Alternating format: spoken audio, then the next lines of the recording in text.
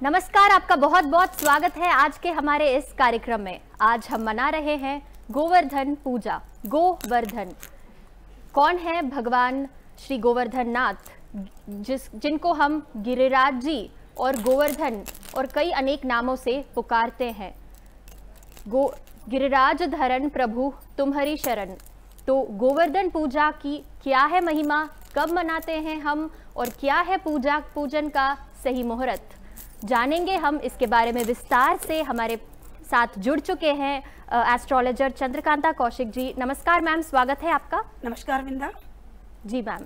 तो मैम आपको विस्तार से बताएंगे। शुरुआत करते हैं कि गोवर्धन पूजन का यह त्योहार दिवाली के बाद इस त्योहार को कब मनाते हैं, आखिर कब है यह तिथि और तारीख? जी मैम।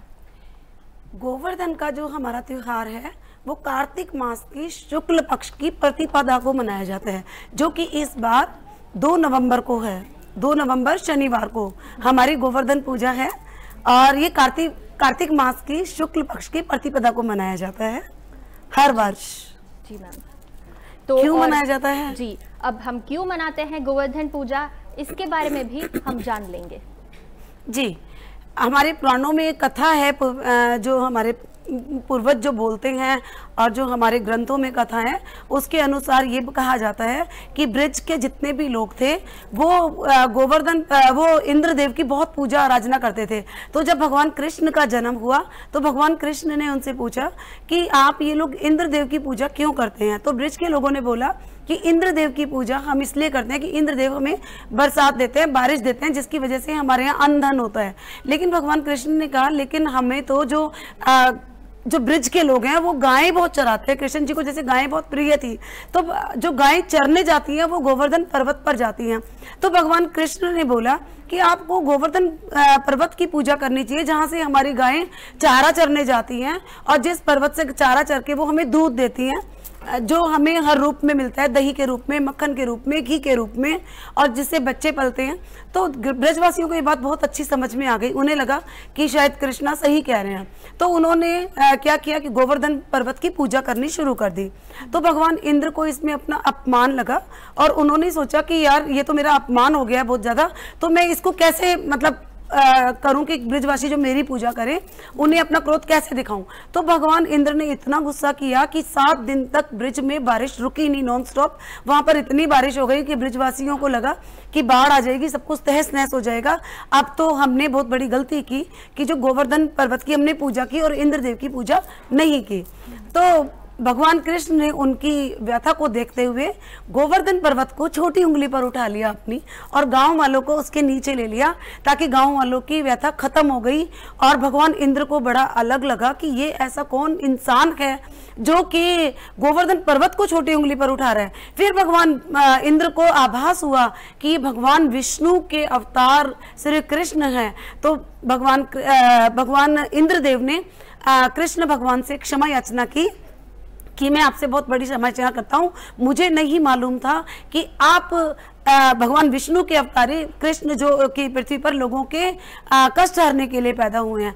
तो उन्होंने बारिश को रोक दिया और कृष्ण भगवान ने पर्वत को नीचे रख दिया और गांव वाले तब से गोवर्धन पर्वत की पूजा करते हैं। और तभी से ये विधान है कि वहां पर जब भी हम पूजा अर्चना करते हैं, अपनी कोई अर्जी लगाते हैं, तो वो भगवान गोवर्धन बहुत सुनते भी हैं।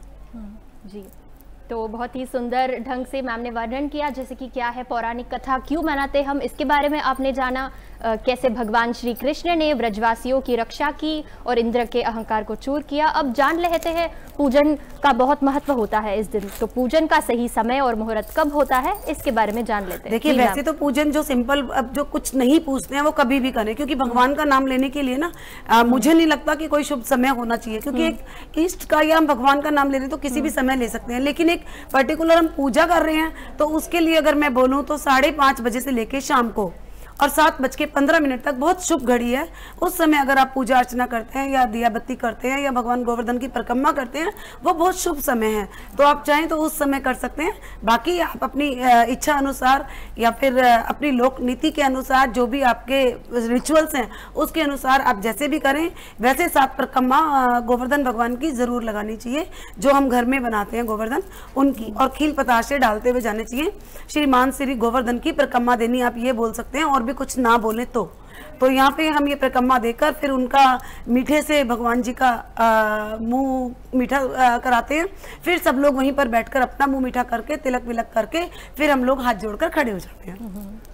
हाँ, पूजन और परिक्रमा के बारे में आपने जाना, और इस दिन 56 भोग का भी जी, इस दिन अन्नकूट का भी होता है। इस दिन मंदिरों में अन्नकूट बनता है और 56 भोग भी इसी दिन बनते हैं, क्योंकि उसके बाद से ही जो 7 दिन जो हमारे जो हुए थे, तो वो 8 बार जो उनकी आरती होती थी, 8 बार का जो भोग रहा, तो वो 7 दिन बारिश की वजह से वो पूरे 8 दिन का 56 दिन उन्होंने 56 काउंट किया, और ये 56 भोग की प्रथा भी तभी से चलती आ गई।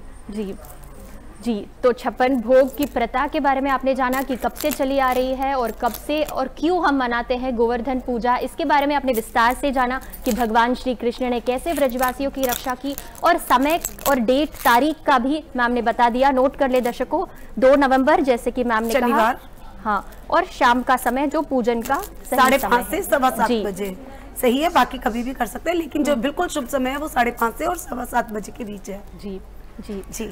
तो इन तमाम जानकारियों के लिए आपका बहुत बहुत धन्यवाद मैम। चंद्रकांता कौशिक जी ये थे हमारे साथ आज इस कार्यक्रम के लिए जुट चुके हैं आज के स्टूडियो में हमारे साथ। और जैसे कि आपने देखा, भगवान श्री कृष्ण भक्त वत्सल है, शरणागत वत्सल है, सबकी रक्षा उन्होंने की, और भगवान श्री कृष्ण के ही स्वरूप माने जाते हैं। तो आप सभी को गोवर्धन पूजा की ढेर सारी शुभकामनाएं।